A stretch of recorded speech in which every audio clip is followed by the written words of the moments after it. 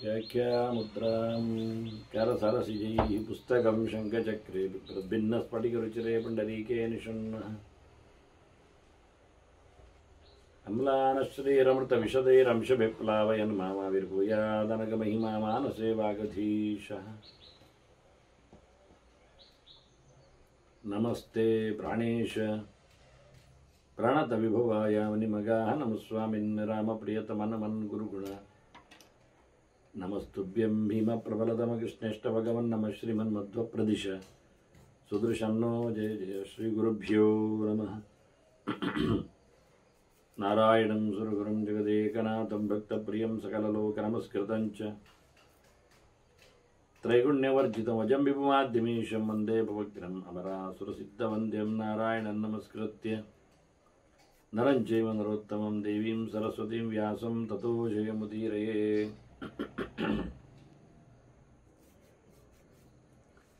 ವೇದವ್ಯಾಸುರ ಮಹಾಭಾರತದ ಚಿಂತಕರಿಗೆ ವಂದನೆಗಳು. ಶಾಂತಿ ಪರ್ವದ 413ನೇ ಪ್ರವಚನ.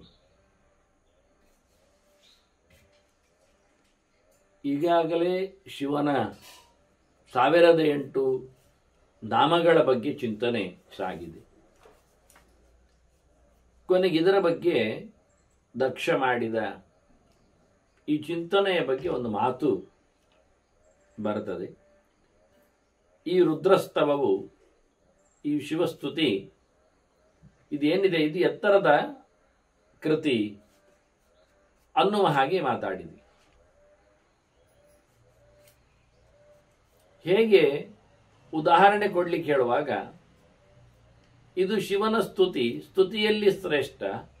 ಹೇಗೆ ಎಂದರೆ ಶಿವ ದೇವತೆಗಳಲ್ಲಿ ಶ್ರೇಷ್ಠ ಹೇಗೋ ಹಾಗೆ ಅಂತ ಹೇಳಿಬಿಟ್ರು.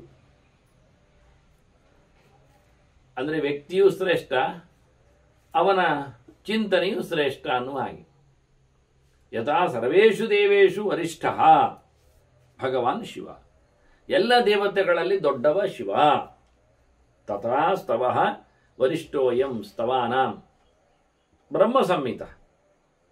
ವೇದದ ಮಾತುಗಳಲ್ಲಿ ಇಲ್ಲಿ ಬಂದಿವೆ, ಗಾಯಂತಿತ್ವ ಎಲ್ಲ ಬಂತು, ಒಂದೆರಡು ಗೆರೆಗಳು. ಹಾಗಾಗಿ ಆ ಅರ್ಥ ಮಾಡಿಕೊಂಡು ಹೇಳಿದ್ ನಾನು. ಇನ್ನೂ ಒಂದು ಅರ್ಥವೂ ಇದೆ ಅದಕ್ಕೆ, ಮತ್ತೆ ಹೇಳದೆ ಹೋದರೆ ಈ ಸ್ತವ ಶ್ರೇಷ್ಠ. ಯಾಕೆಂದ್ರೆ ವೇದದ ಕೆಲವು ತುಣುಕುಗಳು ಬಂದಿವೆ, ವೇದದ ಚಿಂತನೆಗಳು ಸೇರಿವೆ ಎನ್ನುವ ಅರ್ಥ ಸರಿಯಾಯಿತು. ಶಿವನ ವೇದದಲ್ಲಿ ಬಂದಿರತಕ್ಕ ಮಾತುಗಳು, ರುದ್ರ ಗಣಗಳ ಬಗ್ಗೆ ಇರತಕ್ಕ ವೇದದ ಮಾತುಗಳು ಬಂದಿವೆ, ಸರಿಯೇ. ಇನ್ನೊಂದು ವಿಶೇಷ, ಬ್ರಹ್ಮ ಅಂದ್ರೆ ಭಗವಂತನೇ ಅಲ್ವಾ. ಹಾಗಾಗಿ ಈ ಮಂತ್ರಕ್ಕೆ, ಸ್ತವಕ್ಕೆ ಶ್ರೈಷ್ಠ್ಯ ಇದೆ. ಯಾಕೆಂದ್ರೆ ಅಲ್ಲಿ ದೇವರಿದ್ದಾನೆ ಅಂತ. ಈಗೇನು ಎಡವಟ್ಟ ಆಗುವುದಿಲ್ಲ. ಹಾಗೆ ದೇವರ ವಿಷಯ ಉಂಟಿಲ್ಲಿ. ಮುಖ್ಯವಾಗಿ ಪ್ರಳಯದಲ್ಲಿ ಕ್ಷೀರಾಬ್ಧಿ ಶಯನನಾಗಿ ನಾರಾಯಣನಾಗಿ ಇದ್ದಾನೆ ಎನ್ನುವುದು ಅದು ಪೂರ್ಣ ವಾಸ್ತವ. ಪ್ರಳಯ ಕಾಲದಲ್ಲಿ ಶಿವನಿರುವುದಿಲ್ಲ. ಹಾಗಾಗಿ ಅವನು ಮಲಗಿದ್ದುಕೊಂಡು ನೀರಿನಲ್ಲಿ ನಾರಾಯಣ ಅಂತ ಅನಿಸಿಕೊಳ್ಳುವುದಿಲ್ಲ. ಅದನ್ನೆಲ್ಲ ಉಳಿದವರು ಒಪ್ಪಿದ್ದಾರೆ. ಅವನು ಸಂಹಾರನಾಗಿರುತ್ತಾನೆ. ಇದರಿಂದಾಗಿ ಕೆಲವು ಮಾತುಗಳಲ್ಲಿ ಪರಮಾತ್ಮನ ಛಾಯೆ ಇದೆ ಅಂತ ಹೇಳಿಕೊಳ್ಳುವ ಅರ್ಥದಲ್ಲಿಯೂ ಆಗ್ತದೆ. ಅದನ್ನು ಹೇಳಿಕೊಂಡ್ರು ದೇವರ ವಿಷಯ ಇರ್ಲಿಕ್ಕೆ ಹೋಗಿದ್ದು ಶ್ರೇಷ್ಠ ಅಂತ ಹೇಳಿದ್ರೆ ದೇವರನ್ನೇ ಪ್ರೈಸ್ ಮಾಡಿದ್ರಿಂದ ಶ್ರೇಷ್ಠ ಅಂತ ಆಯ್ತು ಹೊರತು,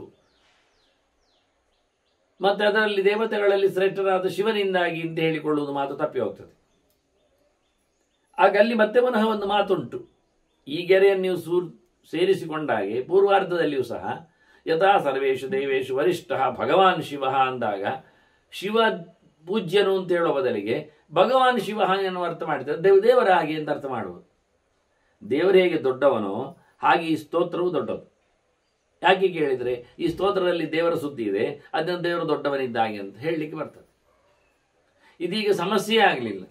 ಹೇಗೆ ಭಗವಾನ್ ಶಬ್ದವನ್ನು ಭಗವಂತ ಅಂತ ದೇವರು ಅಂತ ಅರ್ಥ ಮಾಡಿ, ಮತ್ತು ಶಿವ ಉಂಟಲ್ಲ, ಶಿವ ಅಂತ ದೇವರನ್ನು ಕರೀತಾರಲ್ಲ, ದೇವರ 1000 ರೂಪದಲ್ಲಿ ಅದು ಉಂಟಲ್ಲ, ಸರ್ವಃ ಶರ್ವಃ ಶಿವಃ ಸ್ಥಾಣು ಎಲ್ಲ ಉಂಟಲ್ಲ, ಅವನ ಹೆಸರು ಉಂಟಲ್ಲ. ಅದನ್ನು ಭಗವಂತನನ್ನು ಬೇಕಾದಷ್ಟು ಕಡೆಯಲ್ಲಿ ಶಿವಶಬ್ದದಿಂದ ಚಿಂತನೆ ಮಾಡಿದ್ದಾರೆ. ಹಾಗಾಗಿ ಇದು ದೇವರು ನಾರಾಯಣ ಎನ್ನುವ ಅರ್ಥವನ್ನು ಮಾಡಿಕೊಂಡು ಸರಿಯೇ, ಆದರೆ ನಿಗೂಢವಾಗಿ ದೇವರನ್ನು ಉಲ್ಲೇಖ ಮಾಡಿದ್ದಾರೆ. ದಕ್ಷ ಶಿವನ ಪ್ರತೀಕದಲ್ಲಿ ದೇವರನ್ನು ಕಾಣುತ್ತಾ ಇದ್ದಾನೆ. ಹೇಳುವಾಗ ಶಿವ ಪ್ರತೀಕವನ್ನು ಹೆಚ್ಚು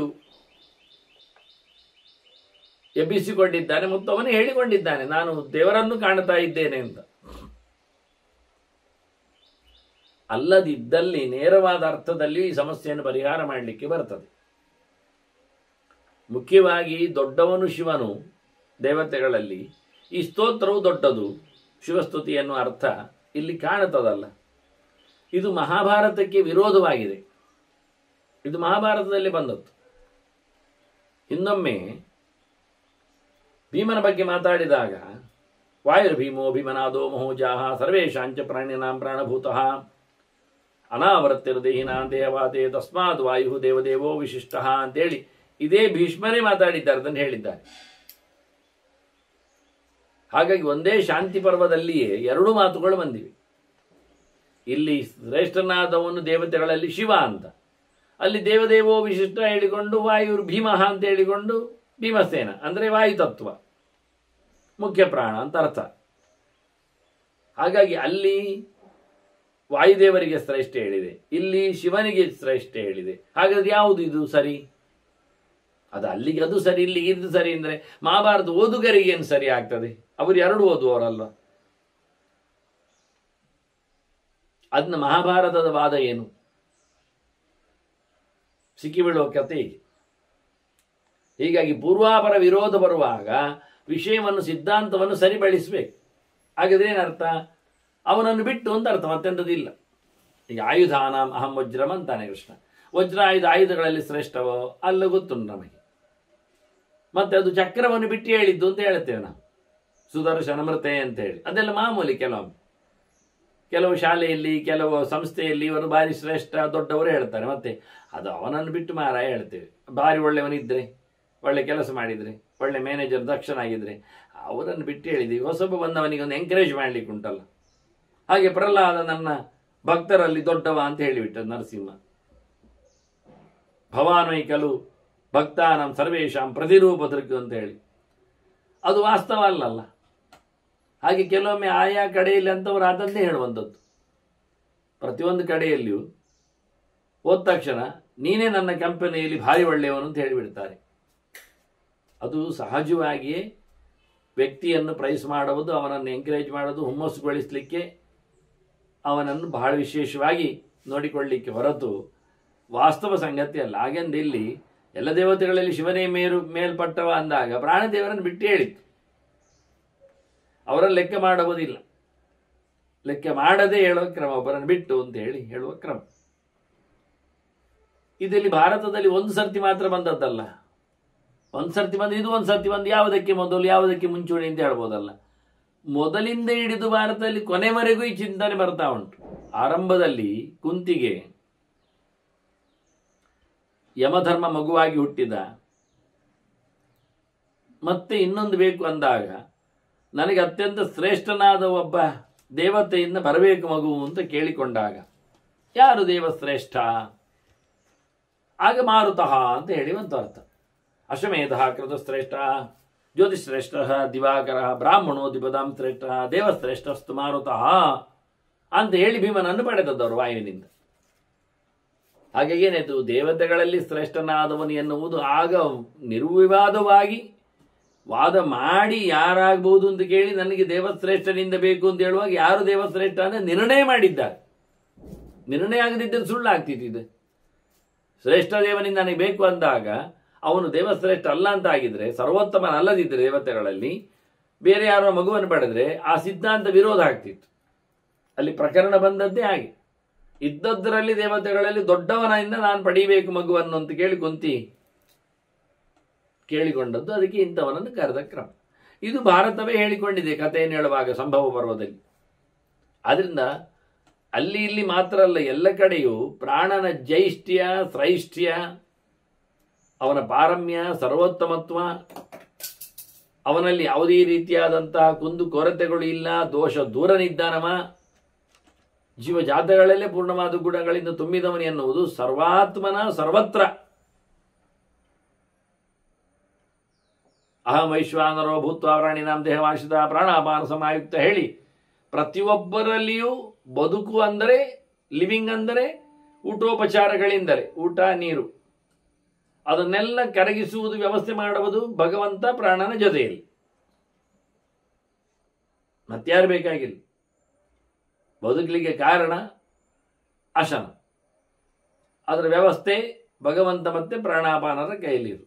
ಇನ್ಯಾರು ಬೇಕಾಗಿಲ್ಲ ಅದಕ್ಕೆ. ಮತ್ತೆ ಏನಲ್ಲಾದ್ರೂ ಬದುಕಲಿಕ್ಕೆ ಅದಿಲ್ಲದಿದ್ರೂ ನಡೀತದೆ. ಬದುಕಲಿಕ್ಕೆ ಅವನಿಗೆ ಮನೆ ಇಲ್ಲ, ನಡೀತದೆ, ಬದುಕ್ತಾನೆ. ತಿನ್ಲಿಕ್ಕಿದ್ರೆ ಆಯ್ತು. ಅವನಿಗೆ ಬಟ್ಟೆ ಇಲ್ಲ, ನಡೀತದೆ, ತಿನ್ಲಿಕ್ಕಿದ್ರೆ ಆಯ್ತು. ತಿನ್ಲಿಕ್ಕೆ ಇಲ್ಲ ಆದ್ರೆ ಬದುಕುದೇ ಇಲ್ಲ ಆಗ್ತದೆ, ಸತ್ತು ಹೋಗ್ತಾನೆ. ಹಾಗಾಗಿ ಪ್ರಾಣನ ಮತ್ತು ಅಪಾನನ ಊಟದ ವ್ಯವಸ್ಥೆಯಲ್ಲಿ ಪರಮಾತ್ಮನೊಡಗಿರುವವನು ಅವನೇ. ಅವನಿಗೆ ಮನಸ್ಸೇ ಸರಿ ಇಲ್ಲ, ಹುಚ್ಚ ಇದ್ದಾನೆ, ಹೌದು ಬದುಕ್ತಾನಲ್ಲ, ಹೌದು ತಿಂತಾನೆ. ಹುಚ್ಚಾದ್ರೂ ಬದುಕಲಿಕ್ಕೆ ಬರ್ತದೆ. ಮನಸ್ಸಿನ ಡಿಪಾರ್ಟ್ಮೆಂಟ್ ಯಾರದು? ಶಿವನದ್ದು. ಶಿವನೇ ಅಲ್ಲಿ ಇಲ್ಲ, ಕೆಲಸ ಮಾಡ್ತಾ, ಪರವಾಗಿಲ್ಲ, ಬದುಕ್ತಾನೆ. ಉಸಿರಾಟ ಉಂಟು, ಪ್ರಾಣ ಇದ್ದಾನೆ, ಊಟ ಉಂಟು, ಕರಗ್ತದೆ, ಕರಗಿಸಲೇ ಪ್ರಾಣಾಪಾನರಿದ್ದಾರೆ. ದೇಹದ ಮಧ್ಯದಲ್ಲಿ ಭಗವಂತ ಇದ್ದಾನೆ, ಮುಗಿದೋಯ್ತು. ಅಂದ್ರೆ ತೀರಾ ಕಮ್ಮಿಯಲ್ಲಿ ಬದುಕುವುದು ಅಂದ್ರೆ ಇಷ್ಟೇ. ದೇವರು, ಆನಂತರ ಪ್ರಕೃತಿ ನಿರ್ಮಿತವಾದ ಈ ಶರೀರ, ಅದರಲ್ಲಿ ಪ್ರಾಣಾಪಾನನ ಕತೆ ಮೇಲೆ ಕೆಳಗೆ ಹೋಗ್ತದೆ, ತಿನ್ಲಿಕ್ಕೆ ಮುಗಿದೋಯ್ತು. ತೀರಾ ಕಮ್ಮಿಯಲ್ಲಿ ಬದುಕುವುದು ಅಂದ್ರೆ ಇಷ್ಟರಲ್ಲಿ ಬದುಕಲಿಕ್ಕೆ. ಉಳಿದವರನ್ನೆಲ್ಲ ಕಣ್ಣು ಕಾಣುವುದಿಲ್ಲ, ಓಕೆ, ಕಿವಿ ಕೇಳುವುದಿಲ್ಲ, ಸರಿ, ಕೈ ಕಾಲುಗಳು ನಡೆಯುವುದಿಲ್ಲ, ಆದೀತು, ನೋಡಿ, ಬಾಯಿ ಬರುವುದಿಲ್ಲ, ಸರಿಯೇ, ಬಾಯಿ ಬರಲಿಕ್ಕಿಲ್ಲ, ಅದೇ ತಿನ್ಲಿಕ್ಕೆ ಬರ್ತದಲ್ಲ. ಹೆಚ್ಚಿನವರೆಲ್ಲ ಶಾಲೆ ಹೋಗುವುದು ಹಾಗೆ, ಮತ್ತೆ ತಿನ್ನುವುದು ಮಾತ್ರ, ಬಿಸಿ ಊಟ. ಬಾಯಿಯ ಮುಕ್ಕಾಲು ಕೆಲಸ ಮಾಡುವುದಿಲ್ಲ, ಮಾಡಿದರೆ ಬೊಬ್ಬೆ ಹೊಡೆಯುವುದು ಅಷ್ಟೆ. ಒಂದಿಷ್ಟು ಟೀಚರಿಗೆ ಬೈಯುವುದು, ಹೇಳಿಕೊಟ್ಟವರಿಗೆ, ಒಂದಿಷ್ಟು ಮನೆ ಮಂದಿಗೆ ತೆಗೊಳ್ಳುವುದು. ಹಾಗೆ ಕಲಿತದ್ದಕ್ಕೆ ಒಂದು ಬೇಕಲ್ಲ. ಅವರು ಧರ್ಮಕ್ಕೆ ಊಟ ಮಾಡಿದ್ದರ ಸಂಸ್ಕೃತಿ. ದುಡಿದು ತಿಂದಾಗ, ಬೆವರೆ ಎಣಿಸಿದಾಗ ಅರ್ಥ ಆಗ್ತದೆ ಅಶನ ಉಪ್ಪು ಉಂಟಾ ಅಥವಾ ರುಚಿ ಉಂಟಾ ಅಂತ. ಹೀಗಾಗಿ ಬಹಳ ಸುಂದರವಾಗಿ ಭಾರತವೇ ಪ್ರಾಣನ ಜೈಷ್ಟ್ಯವನ್ನು ಹೇಳಿರುವಾಗ ಇಲ್ಲಿ ಏಕ ಪ್ರಕಾರದಲ್ಲಿ ವರಿಷ್ಠ ಭಗವಾನ್ ಶಿವ ಅಂತ ಹೇಳ್ತದ? ಹೇಳುವುದಿಲ್ಲ. ಹಾಗೇನು ಅರ್ಥ ಮಾಡೋದು? ಈಗ ಪ್ರಕರಣದಲ್ಲಿ ಬಂದಾಗ ದಕ್ಷ ಹೇಳ್ತಾ ಇದ್ದಾನೆ, ನೀನೇ ದೊಡ್ಡವ ಅಂತ. ಬಾಯಿ ಮುಚ್ಚಿ ಆಯ್ತು ಹೇಳುದು. ಅಂತ ಆಚೆ ಹೋದಾಗ ಅಲ್ಲ ಹೇಳ್ತಾನೆ, ದಕ್ಷನಿಗೆ ಗೊತ್ತುಂಡಿತು. ಸ್ತೋತ್ರದ ಬಗ್ಗೆ ಮಾತಾಡುವ ಎಲ್ಲರಿಗೂ ಗೊತ್ತುಂಟು ಅಲ್ಲ ಅಂತ. ಹೀಗೆ ಪ್ರಾಣನ ಸ್ತೋತ್ರವನ್ನು ಬಿಟ್ಟು ಇದಕ್ಕೆ ಶ್ರೇಷ್ಠ್ಯವನ್ನು ನಾವು ಶಿವತತ್ವದೆಡೆಗೆ ಸಾಗುವಾಗ ಕೊಡ್ಲಿಕ್ಕೆ ಬರ್ತದೆ ಅಂತೇಳಿ ಹೀಗೊಂದು ವಿಮರ್ಶೆ ಮಾಡಿಕೊಂಡಾಗ ಮಾತ್ರವೇ ಹೇಳುವುದು ಸಮ ಆಗ್ತದೆ. ಇಲ್ಲಾದ್ರೆ ಇದ್ದಾಗಿದ್ದಾಗೆ ಹೇಳಿದ ಅಂತೇಳಿ ಇದ್ದಾಗಿದ್ದಾಗೆ ಭಾರತಕ್ಕೆ ಅಪಚಾರ ಮಾಡಿದಾಗ ಜನರಿಗೆ ಅಷ್ಟು ಮಾತ್ರ ಕೇಳಿಕೊಂಡವರು ಓಡ್ತಾರೆ ಕೊನೆಗೆ.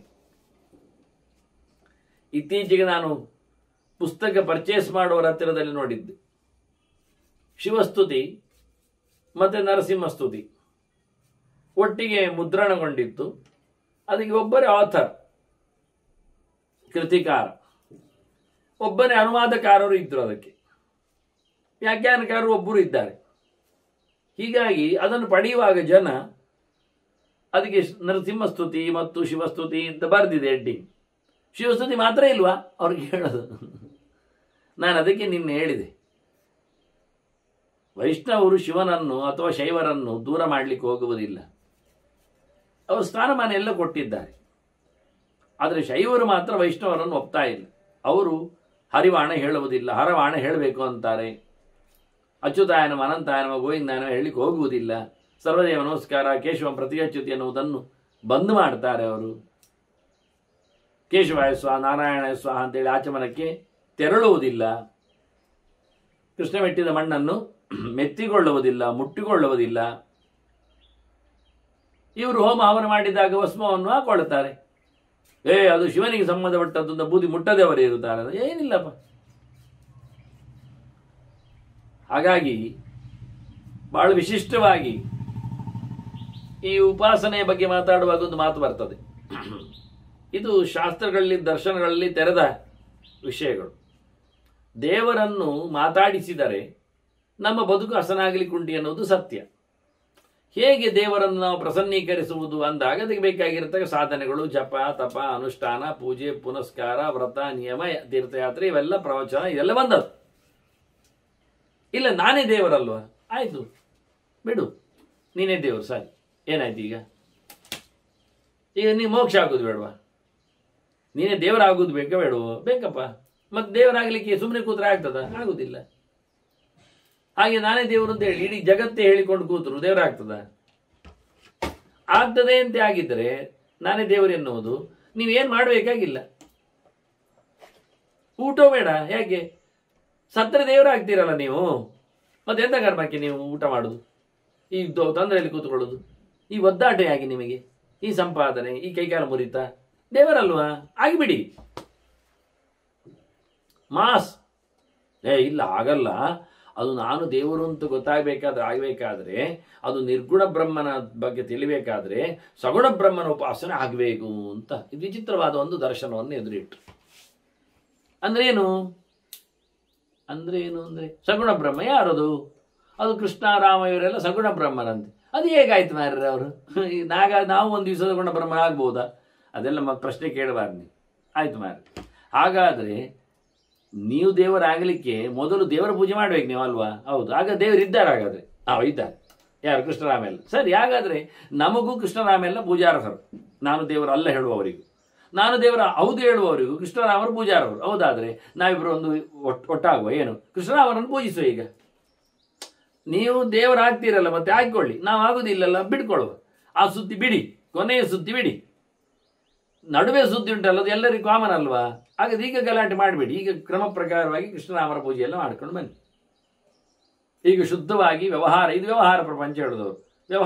ವ್ಯಾವಹಾರಿಕ ಸತ್ಯ ಎಲ್ಲ ಹೇಳು. ಸರಿ ತಾನೆ, ಇದೊಂದು ಸತ್ಯ ಹೌದಲ್ಲ? ಇದೆಲ್ಲರಿಗೂ ಒಪ್ಪಿಗೆ ತಾನೆ? ಎಂತಾದ್ರು ಸರಿ. ಹಾಗಾದ್ರೆ ಪೂಜೆ ಪುನಸ್ಕಾರ ಇಲ್ಲಿ ಮಾಡುವ. ಈಗ ತೀರ್ಥಯಾತ್ರೆ ಎಲ್ಲ ನಡೆಸುವ, ವ್ರತ ನಿಯಮಗಳನ್ನು ಮಾಡಿಕೊಡುವ. ಈಗ ಸರಿ ಉಂಟಲ್ಲ? ಹೀಗೆ ಮಧ್ಯದಲ್ಲಿ ಒಂದು ವಿಷಯವನ್ನು ಒಪ್ಪಿಕೊಂಡಂತೆ ನಡೆಸಿಕೊಳ್ಳುವುದು ಚಂದ. ಅದನ್ನು ಮಾಡಬೇಕು, ಅದಾಗ ಅರ್ಥ ಆಗ್ತದೆ. ಹೀಗೆ ಬಹಳ ಸುಂದರವಾಗಿ ಶಿವನ ಬಗ್ಗೆ ಮಾತಾಡುವಾಗ ಇಲ್ಲಿ ಸ್ತೋತ್ರಗಳ ಬಗ್ಗೆ ತಿಳಿಸಿಕೊಟ್ರು. ಇದನ್ನು ಅಧ್ಯಯನ ಮಾಡಿದವ, ಕೇಳಿದವ, ಹೇಳಿದವ ಇಬ್ಬರಿಗೂ ಬೆನಿಫಿಟ್. ಯಶೋ ರಾಜ್ಯ ಸುಖೈಶ್ವರ್ಯ ಕಾಮಾರ್ಥ ಧನ ಕಾಂಕ್ಷಿವಿ.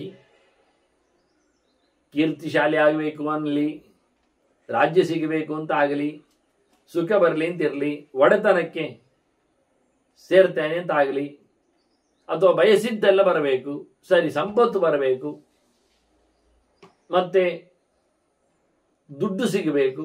ಸಂಪತ್ತು ಬಾಕಿ ಬೇರೆ, ದುಡ್ಡು ವ್ಯವಹಾರದ್ದು, ಧನ ಕನಕ ಅಂದ್ರೆ ಹಾಗೆ.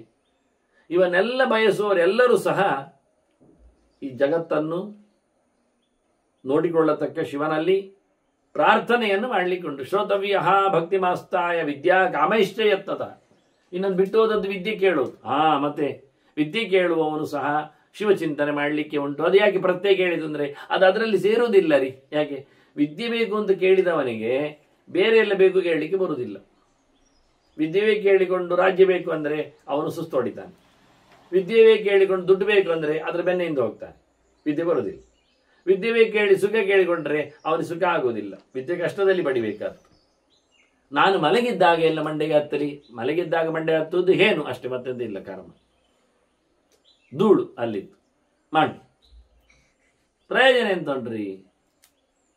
ನಾನು ಮಲಗಿಕೊಂಡೆ ಅಕ್ಷರ ಈಗ ಓದ್ತೇನೆ, ಆಗ ಅದು ಇರುವೆ ಕಾಣ್ತದೆ, ಮತ್ತೆಂತ ಕಾಣೋದಿಲ್ಲ. ಮಲಗಿದ್ದಲ್ಲೇ ಹೇಳಿ ಮಾಡ್ಲಿವ?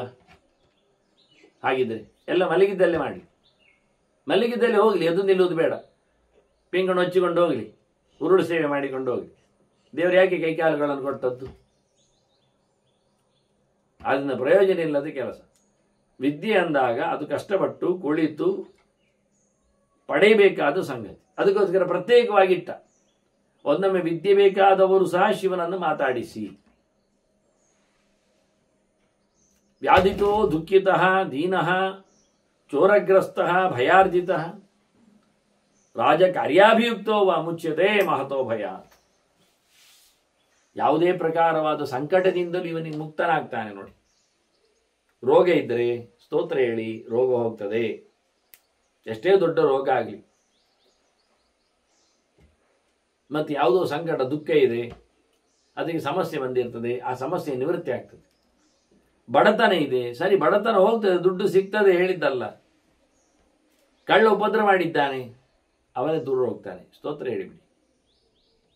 ಹೆದರಿಕೆ ಆಗ್ತಾ ಉಂಟು, ಏನಾದರೂ ಆದರೆ ಎಂತ ಹೆದರಿಕೆ ಹೋಗ್ಬೇಕಾ? ಸ್ತೋತ್ರ ಚಿಂತನೆ ಮಾಡಿ.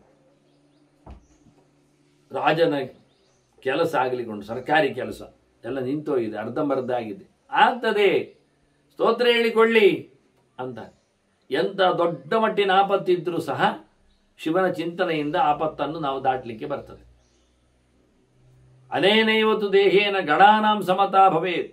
ಭಾರಿ ಲೆಕ್ಕಾಚಾರದಲ್ಲಿ ದೇವರ ಚಿಂತನೆ ಮಾಡ್ತಾ ಮುಂದುವರಿದವನಿಗೆ ಈ ದೇಹದಲ್ಲಿಯೇ ಶಿವಗಣ ಆಗ್ಬೋದವ. ಆ ನಮೂನಿ ಸಾಧನೆ ಮಾಡಲಿಕ್ಕೂ ಬರ್ತದೆ. ಸತ್ವ ಅಲ್ಲ, ಸತ್ತರೆಂದು ಹೋಗ್ಲಿಕ್ಕೆ ಉಂಟಲ್ಲ ಸ್ವರ್ಗಕ್ಕೆ. ಅದರಿಂದ ತೇಜಸ ಯಶಸಾ ಚೈವ ಯುಕ್ತಃ ಭವತಿ ನಿರ್ಮಲಃ. ಶುದ್ಧ ಅಂತಃಕರಣನಾಗ್ತಾನೆ, ಅವನ ಒಳ್ಳೆ ತೇಜಸ್ಸು ಬರ್ತದೆ, ಒಳ್ಳೆ ಕೀರ್ತಿಶಾಲಿ ಆಗ್ತಾನೆ. ಅವನು ಯಾರೂ ಉಪಟಲು ಕೊಡುವುದಿಲ್ಲ. ನ ರಾಕ್ಷಸಾಹ ನ ಪಿಶಾಚಾವ, ಮತ್ತೆ ನ ಭೂತಾಹ ನ ವಿನಾಯಕಾಹ. ಅಡ್ಡಿ ದೇವತೆಗಳು ಯಾರೂ ಅವನಿಗೆ ಅಡ್ಡಿಪಡಿಸುವುದಿಲ್ಲ. ತಿಂದಾಕುವವರು ಅವನನ್ನು ತಿಂದಾಕುವುದಿಲ್ಲ. ಅವನು ಯಾರಿಂದ ರಕ್ಷಣೆ ಮಾಡಬೇಕು ಎಂದು ಬಯಸಿದ್ದಾನೋ ಅವರು ಯಾರೂ ಸಹ ಅವನ ಮೇಲೆ ಎರಗುವುದಿಲ್ಲ. ಇದ್ದ ಬಿದ್ದ ಸಂಗತಿಗಳಲ್ಲಿ ಅವನಿಗೆ ಯಾವುದೇ ರೀತಿಯಾದ ತೊಂದರೆ ಬರುವುದಿಲ್ಲ. ಆಯ್ತಾ? ಇದರ ಚಿಂತೆ ಮಾಡುವವನಿಗೆ ಖಂಡಿತವಾಗಿ ಯಾವತ್ತೂ ಸಹ ಅವರೆಲ್ಲ ಇವನಿಗೆ ವಿಘ್ನಂ ಕುರಿಯೋ ನ ಅಂತಾರೆ. ಗೃಹೇ ತಸ್ಯ, ಮನೆಯಲ್ಲಿ ಯಾವತ್ತೂ ಸಹ ಅವನಿಗೆ ಅನ್ಯಾಯವನ್ನು ಮಾಡೋದಿರೋದಿಲ್ಲ. ಇವರೆಲ್ಲ ಬಹಳ ಒಳ್ಳೆಯ ರೀತಿಯಿಂದ ಅವನಿಗೆ ಸಪೋರ್ಟ್ ಮಾಡ್ತಾರೆ ಅನ್ನೋ ನೆಲೆಯಲ್ಲಿ ಮನೆಯಲ್ಲಿ ಕೂತವನಿಗೆ ಉಪಟಳ ಆಗದಂತೆ ಈ ಸ್ತೋತ್ರ ರಕ್ಷಣೆಯನ್ನು ಕೊಡ್ತದೆ. ಅಲ್ಲ ಅವನಿಗೆ ಇವನಿಗೆ ಅಂತ ನೀವು ಹೇಳ್ತಾ ಇದ್ದೀರಿ. ಹೆಣ್ಣಿಗೆ ಹೇಳಲಿಕ್ಕೆ ಹೇಳಿದ್ರಿಯಾ? ಅದು ಹೇಳ್ತದ ಕೇಳ್ತದ? ಅದು ಗೊತ್ತುಂಟ ಇಲ್ಲವಾ? ನಿಮ್ದೆಲ್ಲ ಸಾಧನೆಗಳು ಗಂಡು ಮಕ್ಕಳಿಗೆ ಮಾತ್ರ ಆಯ್ತದಲ್ಲ ಕೇಳಿದ್ರೆ. ಶೃಣಿಯ ಚೈವಯಾ ನಾರಿ ತದ್ಭಕ್ತ ಬ್ರಹ್ಮಚಾರಿಣಿ ಅಂತ. ಹೆಂಗಸರಿಗೆ ಉಂಟಪ್ಪ ಸಾಧನೆ ಅಂತ. ಆದರೆ ಅವರು ಸಾಧನೆ ಮಾಡಬೇಕಾದ್ರೆ ಅವರು ಶಿವಭಕ್ತರಾಗಬೇಕು, ಪ್ರೀತಿ ವಿಶ್ವಾಸವನ್ನು ನೀಡಬೇಕು. ಅವರು ಸಾಧನೆ ಮಾಡಲಿಕ್ಕೆ ಉಂಟು. ಮತ್ತೆ ಬ್ರಹ್ಮಚಾರಿಗಳಾಗಬೇಕು ಅವರು. ಮನೆ ವಾಳ್ತೆ ಎಲ್ಲ ಮಾಡ್ತಾ ಇದ್ರೆ, ಸ್ತೋತ್ರ ಹೇಳ್ತಾ ಕೂತ್ರೆ ಇತ್ತ ಮಗು ಬೆಂಕಿ ಮುಟ್ಲಿಕ್ಕೆ ಹೋಗಿ ಬೆಂಕಿಯಲ್ಲಿ ಬಿದ್ದರೆ ಎಷ್ಟೋ ಕಡೆಯಲ್ಲಿ ಆಗಿದೆ ಅಲ್ಲ, ಟಬ್ಬಲ್ಲಿ ಬಿದ್ದ ಮಗು, ಕ್ಯಾರಿಡಾರಲ್ಲಿ ಓಡಿದ ಮಗು, ಹಾಗೆಲ್ಲ ಅಂತ. ಹಾಗಾಗಿ ಮನೆ ವಾಳ್ತೆ ಇದ್ದವರಿಗೆ ಮನೆ ಜವಾಬ್ದಾರಿ ಇರ್ತದೆ. ಅವರು ಮೂಗು ಮುಚ್ಚಿಕೊಂಡು ಬಾಯಿ ಬಿಟ್ಟುಕೊಂಡು ಎಲ್ಲೋ ಮೂಲೆಯಲ್ಲಿ ಇದ್ದುಕೊಂಡು ಜಪ ಅನುಷ್ಠಾನ ಅಂತ ಹೇಳಿಕೊಂಡು 3 ಗಂಟೆ ಅಲ್ಲೇ ಕೂತು ಬಿಟ್ರೆ ಮತ್ತೆ ಮನೆಯೊಳಗೆ ದೋಸೆ ಮಾಡುವುದು ಯಾರು? ಯಾರೋ ಒಬ್ಬ ಪುಣ್ಯಾತ್ಮ ಸದ್ಗೃಹಸ್ಥ ಹೇಳಿಯೇ ಬಿಟ್ಟ, ಅವಳಿಗೆ ದೋಸೆ ಮಾಡುವುದರಲ್ಲಿಯೇ ಸ್ವರ್ಗ ಸಿಗ್ತದೆ, ಪುಣ್ಯ ಆಗ್ತದೆ ಅಂತೇಳಿ. ಹಾಗಾಗಿ ಪೂರ ಬಾಯಿ ಮುಚ್ಚಿಯೇ ಬಿಟ್ಟ. ಮುಚ್ಚಿ ಇವತ್ತು ಏನಾಗಿದೆ ಅಂದರೆ ಯಾವ ಹೆಂಗಸರು ಏನು ಹೇಳಲಿಕ್ಕಿಲ್ಲ ಇದೆ. ಅವ್ರು ಏನಾದ್ರೂ ಇದ್ರೆ ಈ ನಾಯಿ ಮರಿ ಇಂಥ ಪದ್ಯವನ್ನು ಮಾತ್ರ ಹೇಳಲಿಕ್ಕೆ, ಅವರು ಮತ್ತೇನು ಹೇಳಲಿಕ್ಕಿಲ್ಲ, ಅಕ್ಷರವೂ ಕಲೀಲಿಕ್ಕಿಲ್ಲ, ಬಾಯಲ್ಲಿ ಹೇಳಲಿಕ್ಕಿಲ್ಲ. ಹಾಗಾಗಿ ಒಂದು ವಿಚಿತ್ರವಾದಂತಹ ಅವರ ಪದ್ಧತಿಯನ್ನು ಮಾಡಿಕೊಂಡ್ರು. ಅದು ನಿಜವಾಗಿಯೂ ತಪ್ಪು. ಅದಕ್ಕೆ ಇಲ್ಲಿ ಹೇಳಿದ್ದು, ಅವಳು ಕೇಳಲಿಕ್ಕುಂಟು ಅಂದರೆ ಎಲ್ಲಿ ಕೇಳಲಿಕ್ಕೆ ಬರ್ತದೆ? ಹೇಳುವವರಲ್ಲಿ ಬರ್ತದೆ. ಗಂಡ ಹೇಳದಿದ್ರೆ ಹೇಳುವವರಿಗೆ ಕೇಳಬೇಕಲ್ಲ ಅವಳು. ಹಾಗಾಗಿ ಜ್ಞಾನಯಜ್ಞಕ್ಕೆ ಪ್ರತಿಯೊಬ್ಬರಿಗೂ ಪ್ರವೇಶವನ್ನು ಉಲ್ಲೇಖ ಮಾಡಿದ್ದಾರೆ.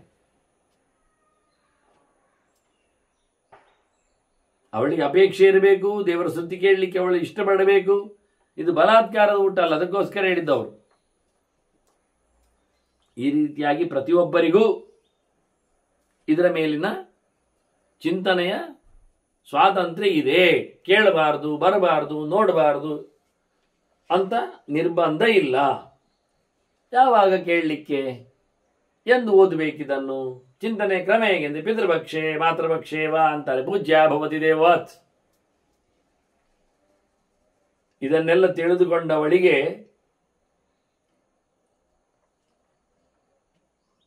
ಭಾದ್ರಪದದಲ್ಲಿ ಪಿತೃಪಕ್ಷದಲ್ಲಿಯೂ ಬೆಲೆ ಉಂಟು. ಮಾತೃಪಕ್ಷೆ ಆಶ್ವೀಜದಲ್ಲಿಯೂ ಬೆಲೆ ಉಂಟು.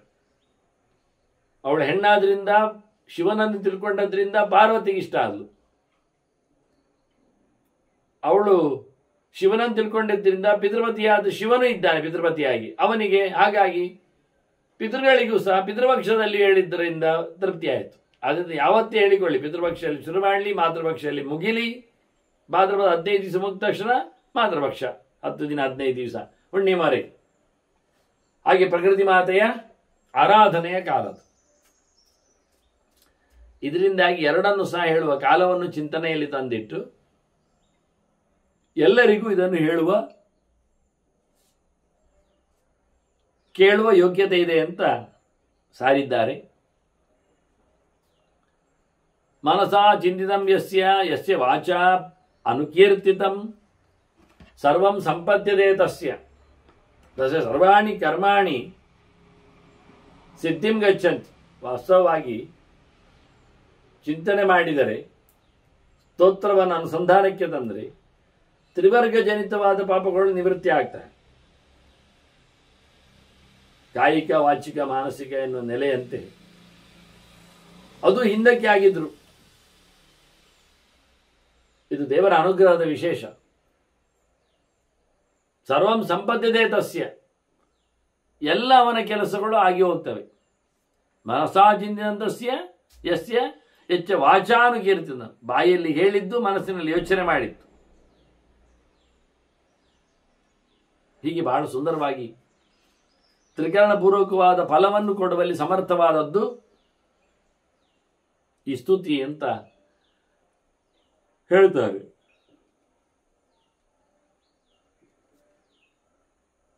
ಸ್ತೋತ್ರದ ದೀಕ್ಷೆ, ಸ್ತೋತ್ರ ಚಿಂತನೆಯ ಕ್ರಮ, ಅದಕ್ಕೊಂದು ಸಣ್ಣದಾಗಿರತಕ್ಕಂಥ ಒಂದು ಮಾತನ್ನು ಉಲ್ಲೇಖ ಮಾಡ್ತಾರೆ.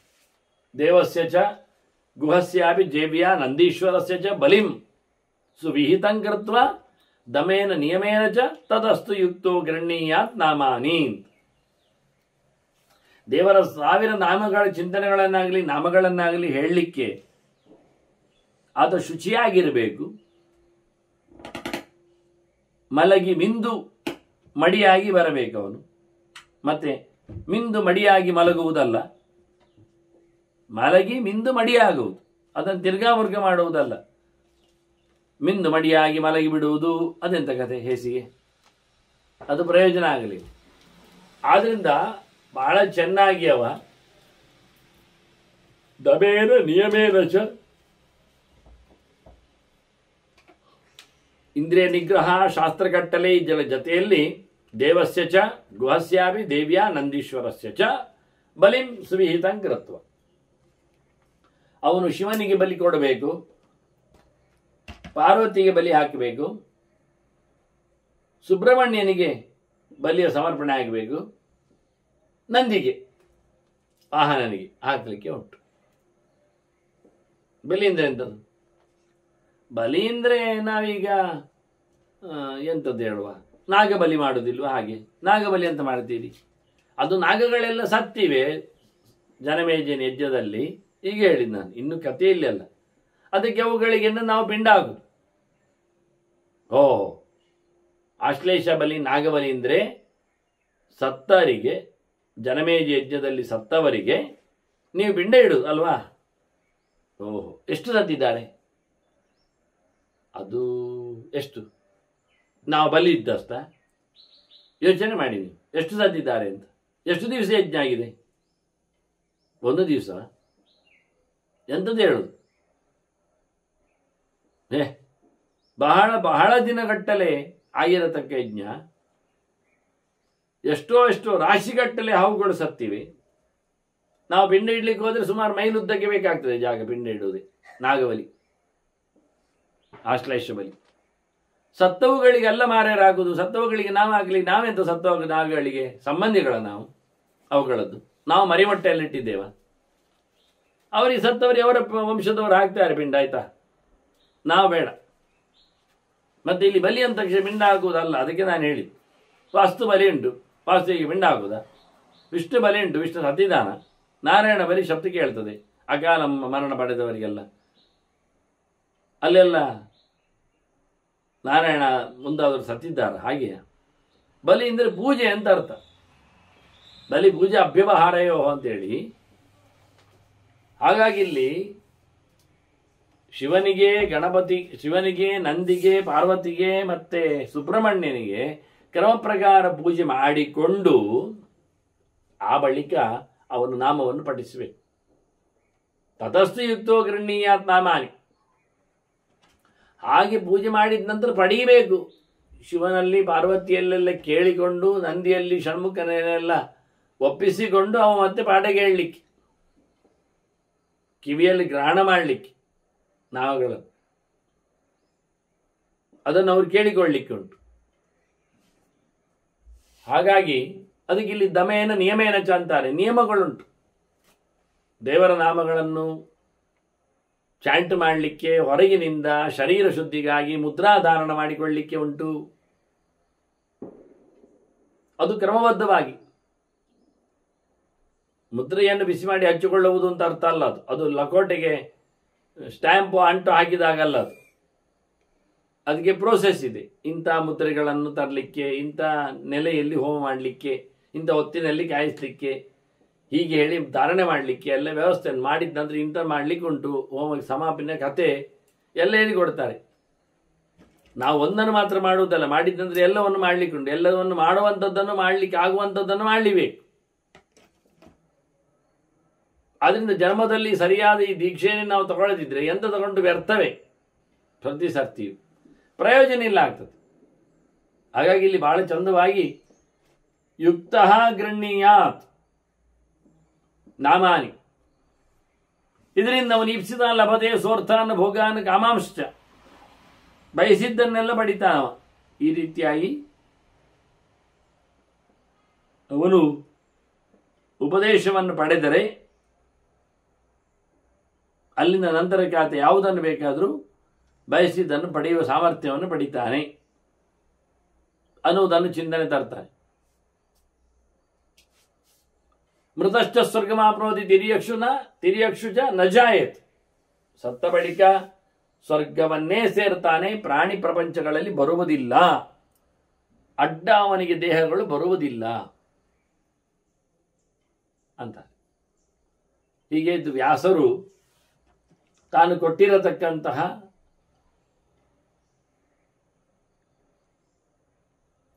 ಈ ರುದ್ರಸ್ತವಕ್ಕೆ ಕೊಟ್ಟಿರತಕ್ಕಂತಹ ಮರ್ಯಾದೆ, ಗತ್ತು, ಅದರ ಬೆಲೆ.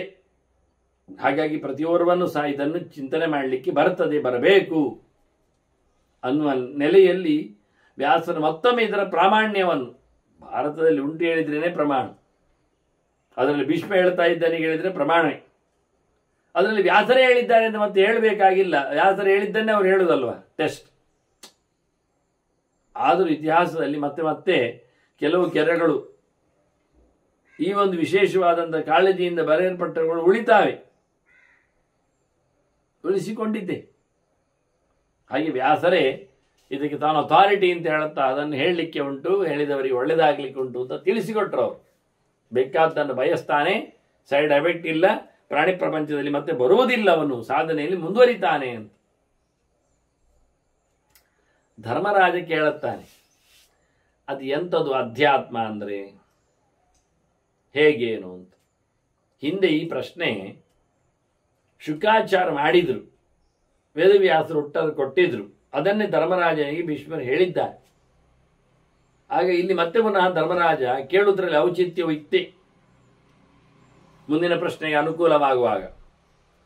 ಆದರೆ ಇಲ್ಲಿ ವಿಷಯವನ್ನು ಕೇಳಿದರೆ, ವಾದಿರಾಜರು ಲಕ್ಷಾಲಂಕಾರದಲ್ಲಿ ಶಿವನ 1008 ನಾಮಗಳನ್ನು ಮುಟ್ಲಿಲ್ಲ.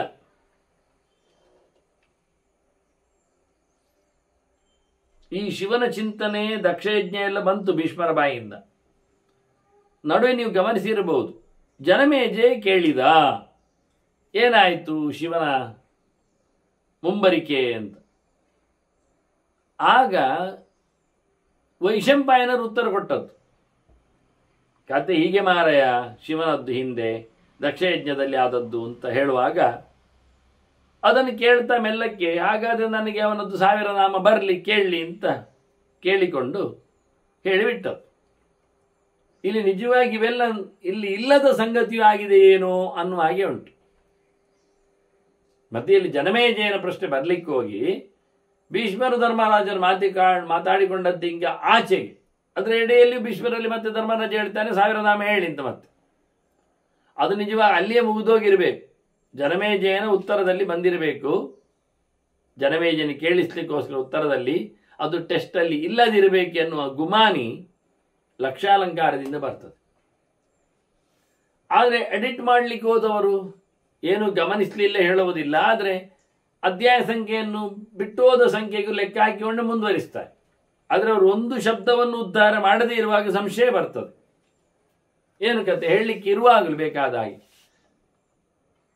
ಇದರಿಂದ ಈ ಅಧ್ಯಾಯವೇ ಪ್ರಕ್ಷೇಪವಾಗಿರಲಿಕ್ಕೆ ಸಾಕು ಎನ್ನುವ ಗುಮಾನಿ ಇದೆ ವಾಸ್ತವವಾಗಿ. ಇರಲಿ, ಆದರೆ ಚಿಂತನೆ ಶಿವನದ್ದು ಬಗ್ಗೆ ಹೇಳುವುದರಲ್ಲಿ ಏನು ಸಹ ಹೆಚ್ಚು ಕಡಿಮೆ ಆದದ್ದಿಲ್ಲ. ಬಹಳಷ್ಟು ಘಾಸಿ ಪಡುವಂತೆ ಶಿವನ ಚರಿತೆಯ ಬಗ್ಗೆ ಇವರೇನು ತಪ್ಪು ಹೇಳಲಿಕ್ಕೆ ಹೋಗಲಿಲ್ಲ. ರಿಪಿಟೇಷನು ಇಲ್ಲ. ವಾಸ್ತವವಾಗಿ ಚಿಂತನೆಯಲ್ಲಿ ಆ ರೀತಿಯಾಗಿ ಬಹಳ ಸುಂದರವಾಗಿ ಮೂಡಿದೆ. ಅದು ಇದೆ ಅನ್ನುವುದರಿಂದ ನಾವು ಚಿಂತನೆಯನ್ನು ಎತ್ತಿಕೊಂಡಿದ್ದೇವೆ. ಬಿಡುವುದು ಬೇರೆ, ಅದು 4 ದಿನ ಮುಂದೋದ್ರೂ ಪರವಾಗಿಲ್ಲ ಅಂತ. ಹೀಗೆ ಮಧ್ಯದಲ್ಲಿ ಅಧ್ಯಾತ್ಮದ ವಿಷಯದಲ್ಲಿಯೂ ಸಂಶಯವೇ ಈ ಅಧ್ಯಾಯಕ್ಕೂ. ಅದನ್ನು ಹಿಂದೆ ಶುಕ ಮತ್ತೆ ವ್ಯಾಸರ ಸಂವಾದದಲ್ಲಿ ಬರಲಿಕ್ಕೆ ಹೋಗಿದೆ ಅಧ್ಯಾತ್ಮ ಚಿಂತನೆ. ಹಾಗೆ ಪ್ರಶ್ನೆ ಕೇಳಿದ್ದಾನವನು, ಅದೇ ಅಲ್ಲಿ ಉಂಟಲ್ಲ ಹೇಳಿಕೊಂಡು ಕೆಲವರು ಇದನ್ನು ಜಂಪ್ ಮಾಡಿದ್ದಾರೆ ಅಧ್ಯಾಯ. ಆದರೆ ಆ ಅಧ್ಯಾಯದಲ್ಲಿ ವ್ಯತ್ಯಾಸ ಇದೆ. ಶುಕ ಕೇಳುವ ಮಾತಿಗೆ ವ್ಯಾಸರು ಹೇಳತಕ್ಕ ಮಾತುಗಳು, ವ್ಯಾಸರು ಇಲ್ಲಿ ಬರವಣಿಗೆಯಲ್ಲಿ ಕೊಟ್ಟ ನಂತರ ಇಲ್ಲಿ ಶಿವನ ಎತ್ತರವನ್ನು ಕೇಳಿಸುವಲ್ಲಿ ಹೇಳಿರತಕ್ಕಂಥ ಮಾತುಗಳು. ಹಾಗಾಗಿ ಇಲ್ಲಿನ ಮಾತುಗಳು ಯಾವುದೆಲ್ಲ ಹೆಚ್ಚಿಗೆ ಇವೆ ಹಿಂದಿನಕ್ಕಿಂತ. ಹಿಂದಿನದ್ದು ಬಂದದ್ದನ್ನು ನಾನು ಮತ್ತೆ ಬಿಟ್ಟಿದ್ದೇನೆ, ಒಮ್ಮೆ ಕೇಳಿ ಆಯ್ತಲ್ಲ ಅಂತ. ಇಲ್ಲಿ ಹೊಸ ರೀತಿಯಲ್ಲಿ ವಿಷಯ ಒಂದೇ, ಹೊಸ ರೀತಿಯಲ್ಲಿ ಹೇಳೋದ್ರಿಂದ ಅದನ್ನು ಗಮನಿಸಲಿಕ್ಕೆ ಆಗ್ತದೆ. ಈ ಹಿಂದೆ ಕೇಳಿದ್ದರದ್ದೇ ಎಕ್ಸ್ಟೆನ್ಷನ್ ಆಗಿ ಇಲ್ಲಿ ಇರ್ಲಿಕ್ಕೆ ಹೋಗಿ ಸೇಮ್ ಆದ್ದರಿಂದ ಇದು ಸಹ ಪ್ರಕ್ಷೇಪದ ಲೆಕ್ಕಾಚಾರದಲ್ಲಿ ಇದೆ ಎನ್ನುವ ಲೆಕ್ಕಾಚಾರದಲ್ಲಿ ಅದು ಹೊರಗೆ ಹೋಗಿದೆ. ಆದರೆ ಇಲ್ಲಿ ಮಾತ್ರ ವಾದರಾಜರ ವ್ಯಾಖ್ಯಾನ ಇರ್ಲಿಕ್ಕೆ ಹೋಗಿ ಅದು ಉಂಟು ಎನ್ನುವುದನ್ನು ಗಮನಿಸಲಿಕ್ಕೆ ಬರ್ತದೆ. ಹೀಗೆ ಉಂಟು ಇಲ್ಲಗಳೇ ಬಹಳ ಓದುಗನನ್ನು ಅಂದರೆ ಕಲಿಯುವವನನ್ನು, ಯಾರು ಹೇಳಿದ್ದನ್ನು ಕೇಳುವವರಿಗೇನು ಸಮಸ್ಯೆ ಇಲ್ಲ, ಸಮಸ್ಯೆಯಾಗಿ ಕಾಡ್ತದೆ, ಹೇಳಲಿಕ್ಕೆ ಬರ್ತದೆ ಅಂತ. ಹೀಗಾಗಿ ಅಲ್ಲಿ ಬಂದಿರತಕ್ಕಂಥ ಮಾತುಗಳಲ್ಲಿನ ಹೆಚ್ಚಿನ ಮಾತುಗಳು ಸ್ವಲ್ಪ ವ್ಯತ್ಯಾಸದ ಮಾತುಗಳು. ಮಾಮೂಲಿ ಹಿಂದೆ ಬಂದದ್ದು ಸೃಷ್ಟಿ ವಿಷಯದಲ್ಲಿ ಕೇಳಿಕೊಂಡದ್ದು, ಇದಕ್ಕೆ ಸಂಬಂಧಪಟ್ಟಂತೆ ಮಹಾಭೂತಾನಿ ಭೂತಾನಾಂ ಸರ್ವೇಶಾಂ ಪ್ರಭವಾಪ್ಯೆಯು. ಅಲ್ಲಿ ದೃಷ್ಟಾಂತ ಬಳಸಿದ್ರೆ ಇಲ್ಲಿ ಹೇಳ್ತಾರೆ ಪಂಚಭೂತಗಳು ಅದು ಎಲ್ಲ ಪ್ರಾಣಿಗಳಿಗೂ ಸೃಷ್ಟಿ ನಾಶಕ್ಕೆ ಕಾರಣವಾಗಿದೆ. ಹುಟ್ಟುವಾಗ ಒಟ್ಟಾಗ್ತದೆ, ಸಾಯುವಾಗ ಬೇರೆ ಆಗ್ತದೆ. ಮಣ್ಣು ನೀರು ಬೆಂಕಿ ಗಾಳಿಯ ಕಥೆಗಳು.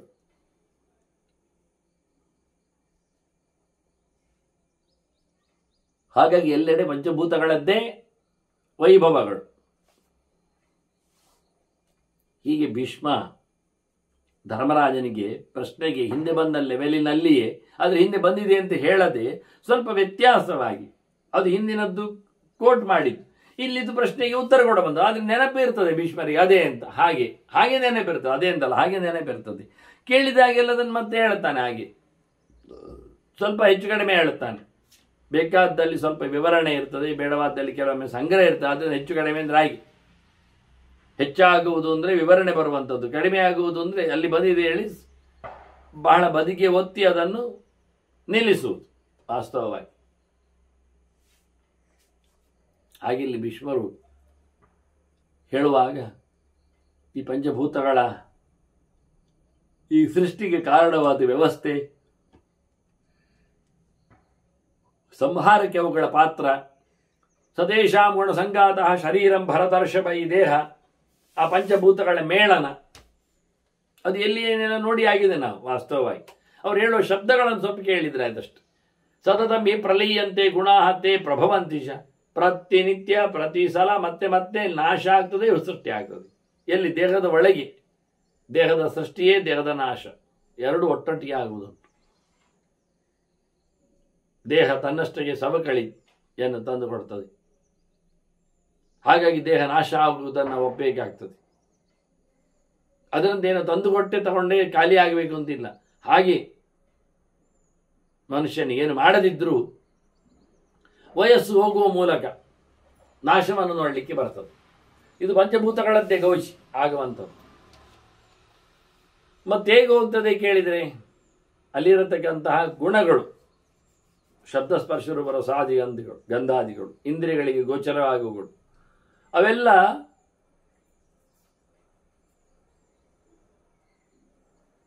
ಕೈಕೊಡ್ತವೆ, ಹೋಗ್ತದೆ ಅಂತ ಅರ್ಥ. ವಾಸ್ತವವಾಗಿ ತತಸೃಷ್ಟಾನಿ ಭೂತಾನಿ ತಾನಿ ಯಾಂತಿ ಪುನಃ ಪುನಃ.